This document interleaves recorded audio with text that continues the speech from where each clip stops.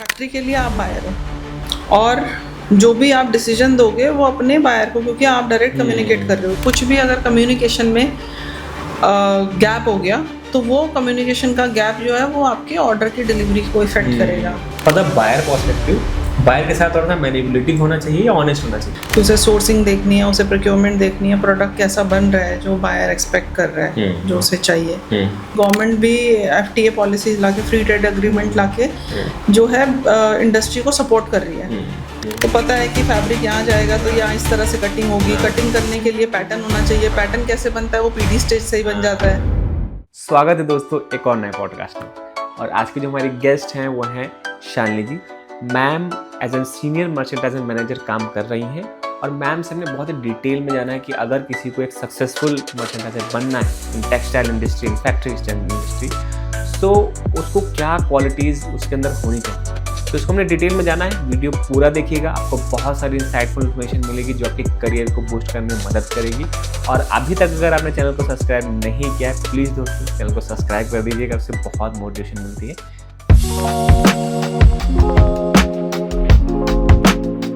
तो मैम स्वागत है आपका। Thank you Sandeep, thank you for inviting. कैसे मैम आप? मैं बहुत अच्छी हूँ। आगे बढ़ने से पहले मैं आपसे फिर से रिक्वेस्ट करूंगा कि आप अपना इंट्रोडक्शन हमारे व्यूअर्स को दें। हेलो फ्रेंड्स, मेरा नाम शालिनी है। मर्चेंडाइजिंग फील्ड में 18 साल से काम कर रही हूँ और मैंने as a associate merchandiser start किया था और अब मैं रिसेंटली जो मेरी जॉब प्रोफाइल है एज ए मर्चेंडाइजिंग मैनेजर है। तो मैम सबसे पहले हम जानना चाहेंगे कि आखिर अगर एक सरल शब्दों में जानना चाहें क्या होता है एक मर्चेंडाइजर, एक सीनियर मर्चेंडाइजर किसे कहते हैं? तो सीनियर मर्चेंडाइजर एक ब्रिज है बिटवीन इंडस्ट्री एंड बायर। तो बायर की जो रिक्वायरमेंट, उस रिक्वायरमेंट को डिलीवर करने के लिए मर्चेंडाइजर का जो प्रोफाइल है वो ये है कि वो सारी चीज़ें इन बिटवीन मैनेज करता है कि उसे सोर्सिंग देखनी है, उसे प्रोक्योरमेंट देखनी है, प्रोडक्ट कैसा बन रहा है जो बायर एक्सपेक्ट कर रहा है, जो उसे चाहिए।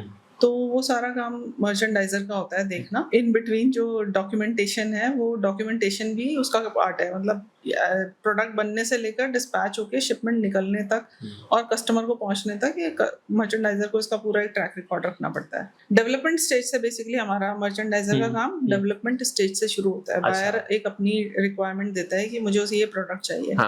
तो उस प्रोडक्ट को बनाना, उसको उसकी रिक्वायर्ड कॉस्ट में देना, जो उसकी टारगेट प्राइस है उसमें देना और देने के बाद उससे बेस्ट प्राइस नेगोशिएट करना ताकि वो ऑर्डर प्लेस कर दे। और ऑर्डर प्लेस होने के बाद उसको एग्जीक्यूट करना, मतलब ऑर्डर आ जाता है तो फिर उसका रॉ मटेरियल ऑर्डर करना, उसके इन कुछ शुरुआत में डॉक्यूमेंटेशन होती है जैसे PI वगैरह जाती है, तो ये सब करना। तो ये मर्चेंडाइजर का काम यहाँ से शुरू हो जाता है। तो ये मैं कहूँगी कि मर्चेंडाइजिंग का काम जो है वो ऑर्डर आने से पहले ही शुरू होता है, मतलब डेवलपमेंट स्टेज से ही शुरू होता है। तो डेवलपमेंट से और शिपमेंट जाने तक, तो इसमें इस काम में मतलब मर्चेंडाइजर की पूरी इन्वॉल्वमेंट होती है। अच्छा, तो उसमें मान के चलिए कि डेवलपमेंट से लेकर के जब तक उसको माल रिसीव हो जाता है तब तक आपकी जिम्मेदारी होती है। सारा कोऑर्डिनेशन, क्या चीजें कैसे हो रही हैं, कहाँ माल पैक हो रहा है, कैसे फैक्ट्री में लगा हुआ है, सारा उसमें मर्चेंडाइजर की रिस्पांसिबिलिटी होती है। इसमें बहुत सारे छोटे छोटे और काम होते हैं। जैसे ऑर्डर आ गया, कई बार फैब्रिक आते हैं तो उसमें कलर्स एक जैसा होना चाहिए, ऐसा ना। कई बार होता है क्योंकि हर चीज की अपनी रिस्ट्रिक्शन है। अगर कहीं पे डाइंग हाउस है तो उसमें भी कुछ फिक्स चीजें होती है कि एक साथ कपड़ा डाई हुआ उसमें, लेकिन फिर भी थान टू थान वेरिएशन आ जाता है। तो मर्चेंडाइजर की जो डिसीजन टेकिंग पावर है वो इतनी होनी चाहिए कि क्या एक्सेप्टेंस लेवल होना चाहिए और क्या चीज हम नहीं चला सकते। फैक्ट्री के लिए आप बायर हो और जो भी आप डिसीजन दोगे वो अपने बायर को, क्योंकि आप डायरेक्ट कम्युनिकेट कर रहे हो, तो उसके दिमाग, उसके नजरिए को ध्यान में रखते हुए आपको डिसीजन देने हैं। बिल्कुल। कि क्या कस्टमर एंड पे क्या एक्सेप्टेबल होगा, क्या नहीं होगा, मेरा बायर क्या ले सकता है, क्या नहीं ले सकता। तो ये एक मर्चेंडाइजिंग करते करते इतना आइडिया आ जाता है कि आप डिसीजन ले सकते हो बायर के बिहाफ में। तो मैं थोड़ा सा समझ पा रहा हूँ कि बायर को कोऑर्डिनेट करना इट्स की पॉइंट की आपको करना ही करना बायर के साथ कोऑर्डिनेट करना। हाँ, उसके साथ साथ प्रोडक्शन में किस तरह की इन्वॉल्वमेंट होती है? प्रोडक्शन में हमारी इन्वॉल्वमेंट होती है कि हमें ऑर्डर आने के बाद कपड़ा ऑर्डर करना, कपड़ा टाइम से आ रहा है हमारे पास, जो हमने कॉस्टिंग ली थी उसकी कपड़ा उसी वैल्यू पे आ रहा है। मतलब आपने सिर्फ कपड़ा ऑर्डर कर दिया, यहाँ पे काम खत्म नहीं हुआ। आपको ये भी देखना है कि परचेजर ने उसे कितने प्राइस पे खरीदा है, जो आपकी कॉस्टिंग को विद इन योर आपकी कॉस्टिंग के अंदर होना चाहिए। दूसरा उसके साथ ट्रिम, क्या क्या ट्रिम लग रहे हैं, ट्रिम के अप्रूवल प्रोसेस होते हैं बीच में कि क्या कलर का बायर को क्या एक्सेप्ट, क्या कलर की रिक्वायरमेंट थी उसमें, या लेबल क्या है, लेबल में लैंग्वेजेस होती हैं, हर कंट्री की अलग अलग लैंग्वेज की रिक्वायरमेंट होती है, तो वो रिक्वायरमेंट पूरी कर रहे हैं या नहीं कर रहे हैं हम, उसमें अप्रूवल प्रोसेस होता है। कई बार बायर के जो टैग्स हैं उसमें भी कलर के अप्रूवल भी लेने होते हैं, तो अब हम प्रोडक्ट का तो अप्रूवल ले ही रहे हैं, पैरेलली हम उसकी ट्रिम्स का भी अप्रूवल ले रहे हैं। फिर ये सारी चीज़ें जब हमारी फुल किट तैयार हो जाती है प्रोडक्शन के लिए, जब सारा मटेरियल आ जाता है, तो हम एक प्रोडक्शन के साथ मीटिंग करके उनको वो हैंड ओवर करते हैं फाइल। तो उस फाइल में हमारे कपड़ा क्या लगना है, प्रोडक्शन का क्या एग्जीक्यूशन, मतलब पैकेजिंग तक हम मॉक पैकिंग तैयार करके सारी इंफॉर्मेशन उस फाइल में होती है। और वो फाइल हम प्रोडक्शन टीम के साथ, जो रेलिवेंट डिपार्टमेंट हेड है, एचओडीज हैं, उनके साथ हम शेयर करते हैं, उनको अपनी रिक्वायरमेंट बताते हैं, और बताने के बाद फिर वो उसको डेली बेसिस पे उनको फॉलो अप करना होता है। तो डेली बेसिस में फॉलो अप होता है कि कटिंग स्टार्ट हो गई, नहीं हो गई, या कटिंग हो रही है तो कोई ऐसा तो नहीं है कोई इशू आ गया, क्योंकि ये एक सिंपल प्रोसेस नहीं है कि आपने दे दिया और उन्होंने बना दिया। उस बनाने देने और बनाने के बीच में भी बहुत सारी चीजें आती है कि उसमें ये होता है कि आपको उन्होंने कहीं कटिंग गलत तो नहीं कर दी, या पीस कपड़ा सही था वो श्रिंक तो नहीं हो गया ज्यादा, तो श्रिंक की जगह ज्यादा आ गई है, तो फिर वो भी ध्यान में रखना पड़ता है कि कहीं ऐसा ना हो कि वो लोग कट साइज गलत काट दें। तो बहुत सारी चीजें ऐसी जो मर्चेंडाइजर को मतलब बिल्कुल पैरेलली फैक्ट्री के साथ चेज करनी होती है, अगर आपको अपना प्रोडक्ट अपने बायर को सही तरह से पहुंचाना है। बिल्कुल सही बात है कि मतलब मैं समझ पा रहा हूँ कि बायर को एक क्लियर पिक्चर देना, और फिर उसकी क्लियर पिक्चर जो है उसके हिसाब से चीजों को प्रोसीड करवाना, और उसके बीच में जो भी ये एक रिस्पॉन्सिबल जॉब है, जो आपको किसी के लिए, जो आपने जिस चीज के लिए आपने उससे एक वैल्यू एक्सेप्ट करवाई है कि हम इतने में आपको ये बेचेंगे, वो डिलीवर भी करना। तो वो एक रिस्पॉन्सिबल जॉब है जिसमें आपके बहुत सारे स्टेप है, वो पूरे होने चाहिए। Very well explain ma'am. So अब हम ये जानना चाहेंगे कि आखिर एजुकेशनल क्वालिफिकेशन क्या होनी चाहिए, या एजुकेशन बैकग्राउंड क्या होना चाहिए अगर कोई इसमें करियर बनाना चाहता है तो? इसमें करियर बनाने के लिए 12th के बाद इसके मास्टर्स हो जाते हैं, डिग्री जिसे कहते हैं हम कि 3-4 साल के लिए मास्टर्स किसी भी स्ट्रीम में कर लो आप, मर्चेंडाइजिंग, फैशन डिजाइनिंग, या आप डिप्लोमा कर सकते हो 1 साल का या 2 साल का, तो डिप्लोमा भी हो जाता है। तो वो दोनों तरह से मतलब आप आ सकते हो इस फील्ड में। और अगर कोई जैसे कोई भी कैंडिडेट है जिसने बीए, बीएससी या किसी अदर स्ट्रीम से ग्रेजुएशन कर रखी है और वो सोच रहा है कि मेरे को ये फील्ड अच्छी लगती है, मैं इसमें करियर बनाना चाहता हूँ, तो उसके लिए क्या अपॉर्चुनिटीज होती हैं, या आपने रियल लाइफ में ऐसे लोग देखे हैं? मैं सही बताऊं तो हाँ, मैंने देखे हैं ऐसे लोग, और वो बहुत अच्छा परफॉर्म कर रहे हैं, मतलब इतना अच्छा कि वो हमारे मतलब मर्चेंडाइजिंग मैनेजर लेवल तक भी काम कर रहे हैं।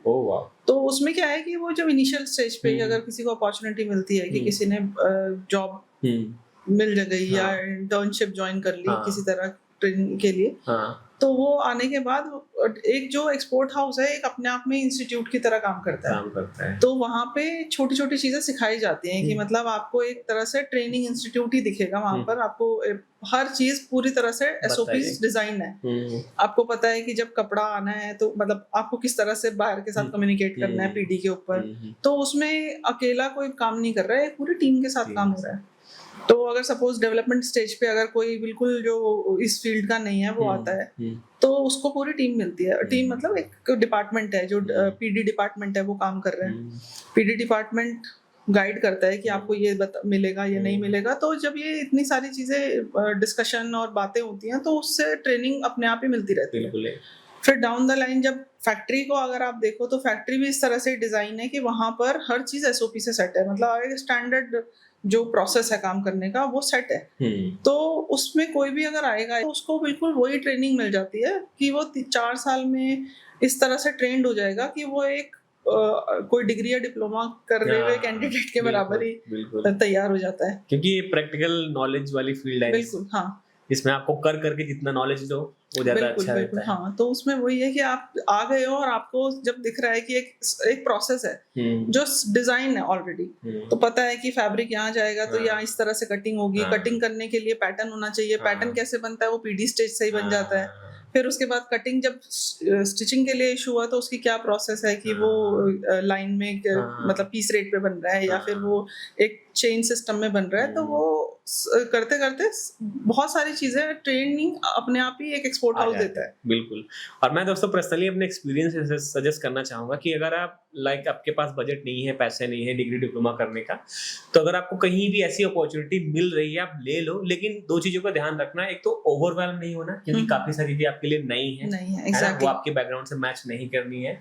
और दूसरा आपको अपने माइंडसेट में करना है कि आप कोचिंग की तरह चीजों को लर्निंग मोड ऑन रखना है अपना। मतलब वो नहीं हो सकता कि आप आए हो और आपको आते ही सीधा मतलब ये होगा कि मतलब पूरी तरह से ऐसा हो कि आपको बस करना है काम, ऐसा नहीं है। आपको लर्निंग मोड ऑन रखना है अपना, जो बहुत सारी चीजें सीखने के लिए मिलेंगी। और वो लर्निंग मोड आपको वैसे तो लाइफ टाइम ऑन रखना चाहिए, क्योंकि आप ऐसा नहीं किसी एक कंपनी में करोगे। जब जैसे ही आप कोई अपनी जॉब चेंज करते हो या ग्रोथ के लिए किसी भी रीजन से, तो उस वहां पर जाके भी आपको हर कंपनी का थोड़े बहुत प्रोसेस अलग होते हैं। हो सकता है थोड़ी सी चीजें जो अलग हो, तो हमेशा अपना माइंड ओपन रखना चाहिए सीखने के लिए। कुछ चीजें अपने एक्सपीरियंस से सीखते हो, लेकिन अगर आप बिल्कुल खुले दिमाग से काम कर रहे हो और सीखने के इंटेंशन से काम कर रहे हो, तो आप दूसरों के काम से भी सीखते हो। मतलब ऐसा नहीं है, क्योंकि एग्जाम्पल आप अपने कितने ले सकते हो ना, लेकिन पैरेलली जो आपके साथ इतनी बड़ी टीम काम कर रही है, अलग अलग प्रोजेक्ट पे काम कर रहे हैं, तो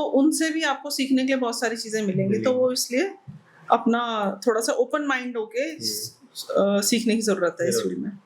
तो मैम अगर मैं बात करूं कि जब कैंडिडेट एक सीनियर मर्चेंडाइजर बनता है या एक मर्चेंडाइजर मैनेजर बनता है, तो उसकी क्या कोर रिस्पॉन्सिबिलिटीज होती हैं जो उसको ध्यान में रखना चाहिए?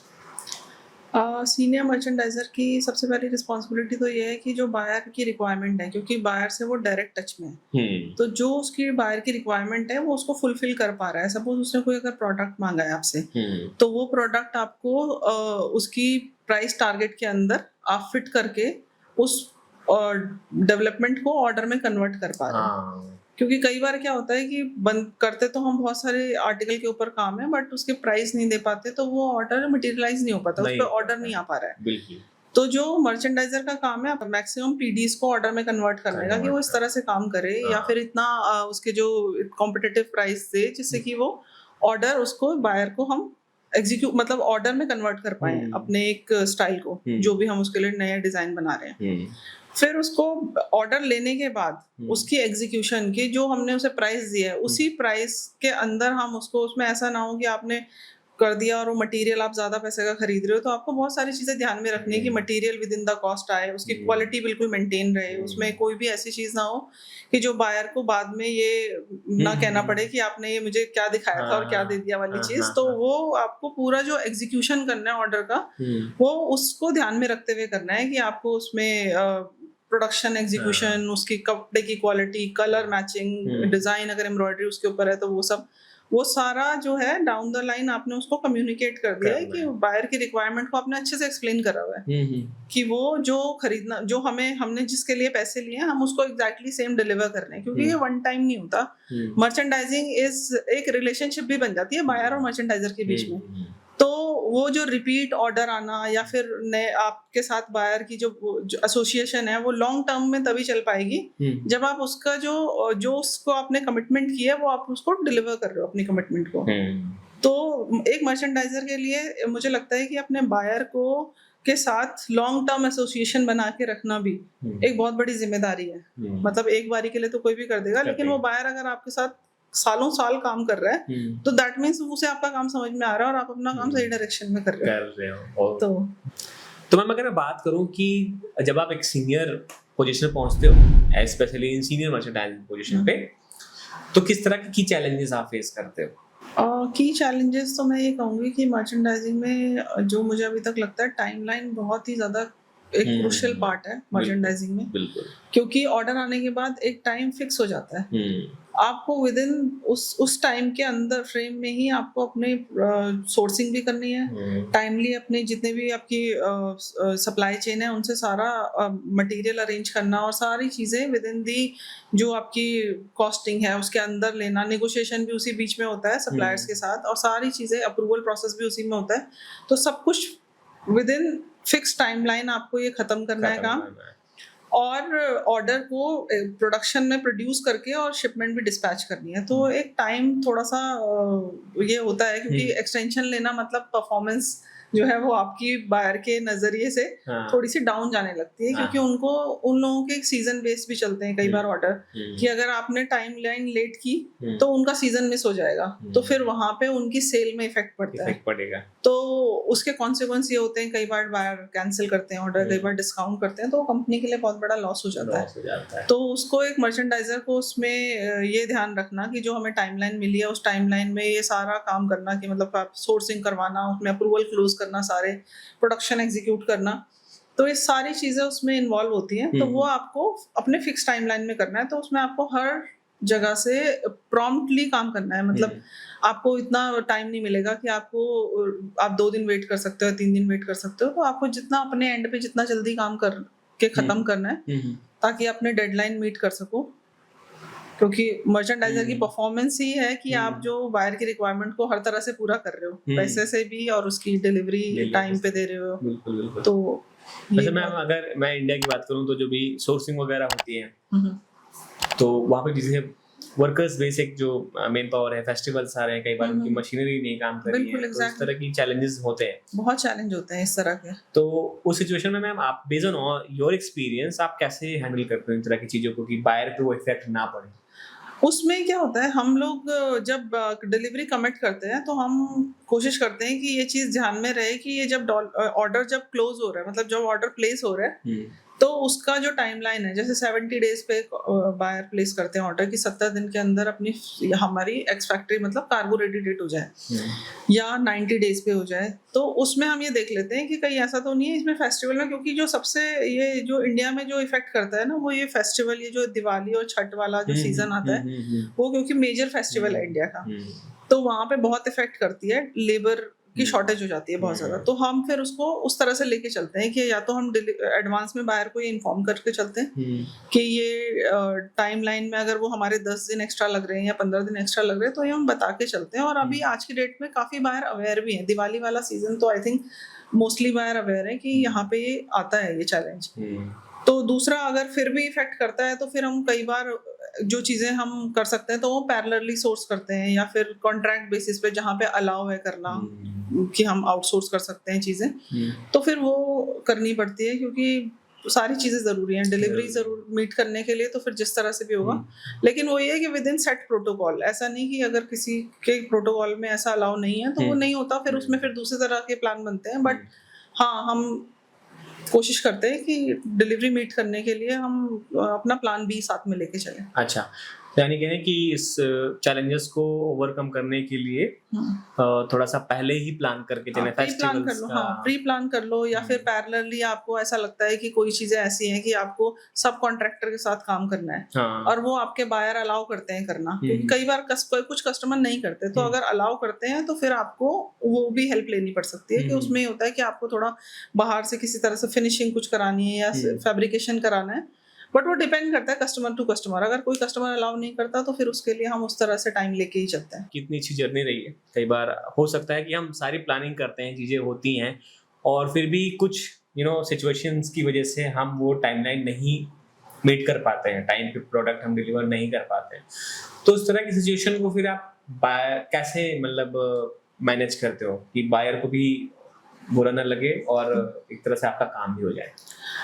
उस केस के लिए हम क्या करते हैं कि अगर ऐसा हो रहा है कहीं पे कि मुझे लग गया कि डिलीवरी लेट हो रही है और किसी कस्टमर में अलाउ नहीं करते वो लोग कि हम कहीं बाहर से काम कर रहे हैं, तो उस केस में हम बायर को जो रेडी होता है, हम ऐसा करते हैं कि हम पार्शियल डिलीवरी ऑफर करते हैं कि हम ये जितना रेडी हो सकता है हम उतना रेडी करके उसको उनको बायर से अप्रूवल ले लेते हैं कि हम ये पार्शियल डिलीवरी ऑफर करना चाहते हैं आपको, कि आपके 100% शिपमेंट में से 70% रेडी है, 30% हम पार्शियली देंगे। कई कस्टमर जो नहीं अलाउ करते, ये भी कुछ केसेस में होता है कि वो डिलीवरी के लिए एकदम, तो वो डिस्काउंट फिर मांगते हैं कि जो बैलेंस है उस पर उन्हें 5% डिस्काउंट, क्योंकि उनका डिस्काउंट क्लॉज होता है। अच्छा। कि अगर आपने लेट किया है जितना आइटम, तो आपने जितने वीक से लेट किया है वो उतना परसेंट, जैसे अगर 1 वीक है तो आपका किसी का 3% होता है, किसी का 2% होता है, तो वो डिस्काउंट लेते हैं उसमें। और या फिर अगर वो डिस्काउंट लेके भी नहीं करते तो थर्ड फिर ये होता है कि वो फिर एयर शिपमेंट के लिए रिक्वेस्ट करते हैं कि हम जो बैलेंस क्वांटिटी है वो बाय एयर भेजे, सो दैट उनको गुड्स टाइम पे जल्दी मिल जाए। तो ऐसे होता है। मतलब रास्ते निकल जाते हैं। हाँ, अलग अलग तरह के हैं, बट प्लान इस तरह से करना चाहिए कि आपको ये रास्ते पे ना जाना पड़े, क्योंकि ये फिर कंपनी के लिए थोड़े से लॉस मेकिंग हो जाते हैं। अच्छा मैम, एक क्विक क्वेश्चन मेरे माइंड में आ रहा है, for the buyer perspective, buyer के साथ थोड़ा सा मैनिपुलेटिव होना चाहिए या ऑनेस्ट होना चाहिए? ये डिपेंड करता है कि कैसी सिचुएशन है। अच्छा। क्योंकि अगर कोई सिंपल सिचुएशन है तो आप थोड़ा मैनिपुलेटिव भी हो सकते हो, क्योंकि बायर को अगर आप हर इन्फॉर्मेशन बताओगे तो कई बार आप नहीं समझ सकते कि वो दूसरा उसे किस उससे ले रहा है। वो ये मान के चलते हैं कि आप इतनी छोटी छोटी प्रॉब्लम बता रहे हो तो क्या आप कैपेबल हो ये हैंडल करने के लिए। तो छोटी छोटी चीजों के लिए जिससे कि ऑर्डर इफेक्ट नहीं कर रहा, उसमें आप थोड़े मैनिपुलेटिव हो सकते हो। जहाँ पे अगर जैसा कि आपने पहले कहा कि डिलीवरी वाली चीज है, तो वहाँ पे हम मैनिपुलेटिव नहीं हो सकते, क्योंकि अगर कोई चीज लेट है तो फिर वो लेट ही है। तो फिर उसको हमें उस तरह से डील करना पड़ता है कि उसे हमें फिर कैसे समझाना है। तो उसमें हम बहुत सारे अपनी प्रॉब्लम्स भी नहीं बता सकते ये है, बट उन्हें ऑफर कर सकते हैं ऑप्शन, डिफरेंट ऑप्शन। मतलब जो मुझे ऐसा लगता है कि बेस्ट ऑप्शन उन्हें ऑप्शन, क्योंकि उनको ये मतलब नहीं है कि यहाँ पे क्या इशू हो गया या क्या नहीं हुआ, क्योंकि बहुत सारी चीजें होती हैं कि बायर इतनी डिटेल में नहीं जाना चाहता। तो उनको आप, मुझे ऐसा लगता है कि सोल्यूशन के साथ दो कि ये हो गया है, अब इसके ये 4 ऑप्शन है, इन ऑप्शन में से आप कौन सा पिक करना चाहते हो। और वो ऑप्शन भी आप कंपनी की थोड़ी सी फाइनेंशियल्स को ध्यान में रखते हुए ऑप्शन प्रपोज करो कि ज्यादा भी लॉस ना हो, क्योंकि आजकल कंपटीशन इतना ज्यादा है कि आपको ऑर्डर, किसी भी स्टाइल को ऑर्डर में कन्वर्ट करने के लिए आपको बहुत मार्जिन नहीं मिलती। तो उस मार्जिन को कैसे मेंटेन करके रखना है कि आपने अगर 15% मार्जिन पे काम कर रहे हो तो आप ज्यादा से ज्यादा उसे 1-2% ही इफेक्ट कर पाए उसमें, ऐसे काम करो। तो मैं बायर एंड से तो हम समझ गए कि किस तरह से चलना चाहिए। फॉर द कंपनी एंड, क्योंकि बायर एंड के साथ साथ आपको कंपनी में भी काम करना है, तो वहाँ पे किस तरह के की चैलेंजेस आप फेस करते हो या किस तरह के ऐसी प्रॉब्लम्स है जो आप फेस करते हो based on your experience? Factory में हमारा एग्जीक्यूशन पार्ट पे जब हमारे पास ये ऑर्डर आता है तो उसमें क्या है कि अलग अलग डिपार्टमेंट के साथ हमें काम करना है। इनिशियल स्टेज पे हमें ERP सिस्टम के साथ काम करना है, उसके बाद हमें आगे डाउन द लाइन अगर उसे जाएं ऑर्डर को लेके तो सैम्पलिंग से हैंडओवर लेना और फिर उसमें प्रोक्योरमेंट को देना। तो अगर आपने इनिशियल स्टेज पे, कई बार होता है कि हमारा जब डाटा जनरेट हो रहा होता है इसका, जब जैसे ही हम प्लेस करने लगते हैं तो वो थोड़ा सा उसमें टाइम लग जाता है, 2 या 3 दिन अगर आपने वहाँ खराब कर दिए तो वो आगे आपका थोड़ा ज्यादा इफेक्ट करता है टाइम में, क्योंकि पैरेलली इतने लोग काम कर रहे हैं और जो सोर्सिंग टीम है वो ऐसा नहीं होता कि अलग अलग मर्चेंट के लिए अलग अलग है, वो एक कॉमन पॉइंट है। और वहाँ पे अगर आपने 2 दिन लेट करा तो उन लोगों की प्रायोरिटीज जो है वो उस तरह से ही सेट होती हैं, तो वो टाइम जो है वो थोड़ा सा मैनेज करना होता है कि आपने, अगर आपके पास कोई ऑर्डर आया तो आप उसको कितना प्रॉम्प्टली और किस तरह से आगे एग्जीक्यूशन में ला सकते हो, क्योंकि ये फिर टाइम का थोड़ा सा इशू हो जाता है। दूसरा चैलेंज जो हमें आता है कि हम जब किसी को, जब ऑर्डर वो आगे एग्जीक्यूशन में डालते हैं तो कई बार अंडरस्टैंडिंग की इशू आ जाती है कि अगर हमने किसी को कुछ समझाया और वो किसी को किसी और तरीके से, मतलब हर किसी का जो अंडरस्टैंडिंग है वो थोड़ी सी डिफरेंट है। अगर कुछ भी अगर कम्युनिकेशन में गैप हो गया तो वो कम्युनिकेशन का गैप जो है वो आपके ऑर्डर की डिलीवरी को इफेक्ट करेगा या वो ऑर्डर की क्वालिटी को इफेक्ट करेगा। तो वो वाली चीज़ को थोड़ा सा मेंटेन करना पड़ता है कि आप एक तो थोड़ा प्रॉम्प्टली काम करो, दूसरा जो कम्युनिकेशन फैक्ट्री के साथ हो वो इतना क्लियर हो कि आपको ये गैप ना आए, क्योंकि प्रोडक्शन में फिर वो इफेक्ट करता है तो थोड़ा वो और टाइम कंज्यूमिंग हो जाता है, फिर वो थोड़ा संभालना चैलेंजिंग होता है। तो ये कह सकते हैं कि जो भी एक आपके कंपनी में जो भी स्टेप्स हैं, जो भी अदर डिपार्टमेंट हैं जिनके साथ आप काम कर रहे हो, तो आप हर एक डिपार्टमेंट जिसको जो काम आपने दिया है, जिससे जो काम होना है, उसको आप step by step follow up करते हो, टाइम पे क्लोज करते रहो और कम्युनिकेशन एकदम क्लियर रखो। और दूसरा मर्चेंडाइजिंग का कम्युनिकेशन दोनों तरह से होता है, वर्बली भी होता है लेकिन फिर उसे डॉक्यूमेंट भी करना होता है। मतलब यहाँ पर क्योंकि इतनी बड़ी कंपनीज है, सब वर्बली कम्युनिकेट करके उसको ये एक्सपेक्ट नहीं कर सकते कि ये सही से डिलीवर होगा, तो वो राइटिंग में भी होना चाहिए, या मेल पे हो या फाइल में मेंशन कर रहे हो, डॉक्यूमेंट होना चाहिए। मतलब आप वर्बली के बेसिस पे ये एक्सपेक्ट नहीं कर सकते कि ये हो गया होगा, क्योंकि वो वर्बली कितना सर्कुलेट करेगा। बट कई बार वो जब रिटन होती हैं चीजें फाइल में, तो फाइल हमारे ऑर्डर के साथ हर डिपार्टमेंट वाइज जाती है, तो फाइल में अगर कोई चीज है तो वो सब ही फॉलो कर सकते हैं, मतलब उसमें किसी को 1-to-1 बताने की जरूरत नहीं है। तो कम्युनिकेशन दोनों तरह से होना बहुत जरूरी है, वर्बली भी और राइटिंग में भी, क्योंकि राइटिंग फिर वर्बली और क्लैरिटी दे देती है। मतलब आप बोलने में कई बार होता है कि कंफ्यूजन आ सकती है किसी को, लेकिन अगर आपने राइटिंग में दिया है तो वो जिस भी लैंग्वेज में वो समझते हैं, हिंदी में, इंग्लिश में, किसी भी तरह से अलाउ होता है फैक्ट्री में कम्युनिकेट करना, क्योंकि डाउन द लाइन हर तरह के लोग हैं हमारे पास। किसी को अगर सक्सेसफुल होना है स्पेशली इन सीनियर पोजीशन, तो उसके अंदर क्या की स्किल होनी चाहिए सो दैट वो सक्सेसफुल इसमें हो पाए? इसमें संदीप देखो, मैं ये बोलूँगी सबसे पहले जो इम्पोर्टेंट पार्ट है इसका वो है कम्युनिकेशन। अच्छा। कम्युनिकेशन अच्छा होना एक मर्चेंडाइजर के लिए बहुत ज़रूरी है।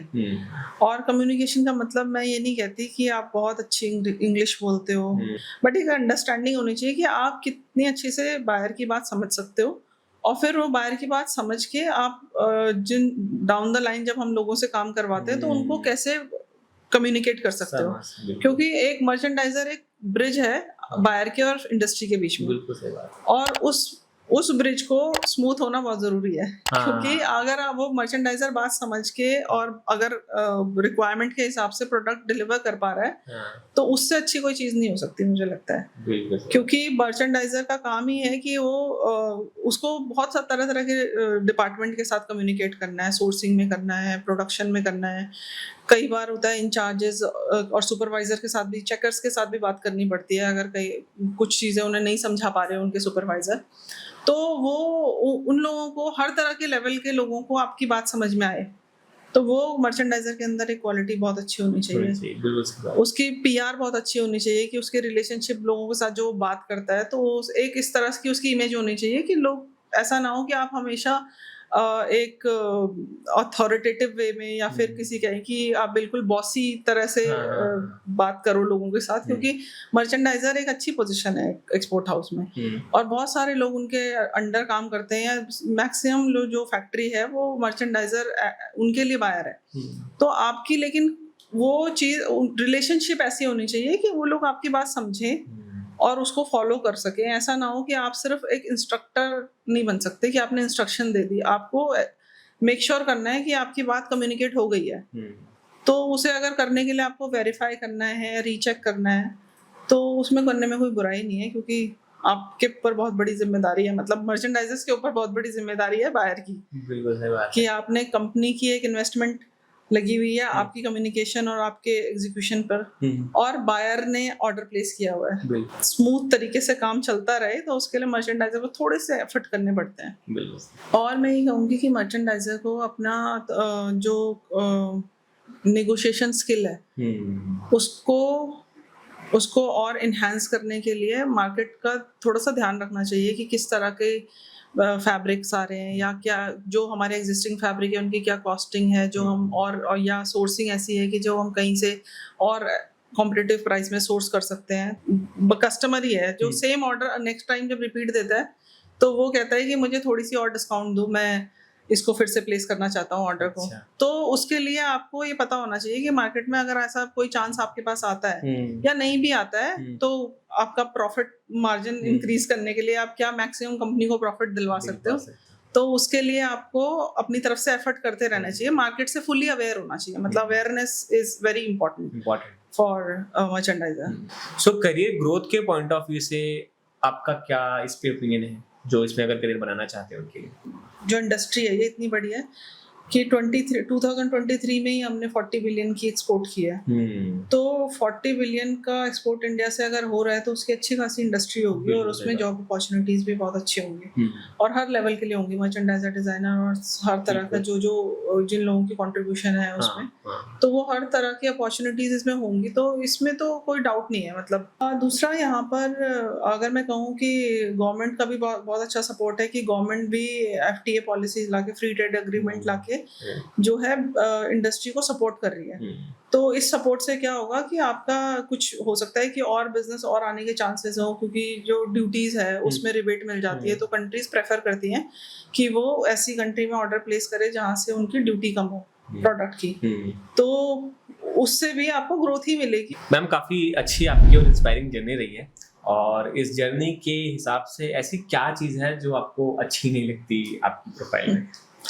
अच्छी तो मुझे बहुत लगती है, और इसलिए मैं इसमें इतने टाइम से काम कर रही हूँ।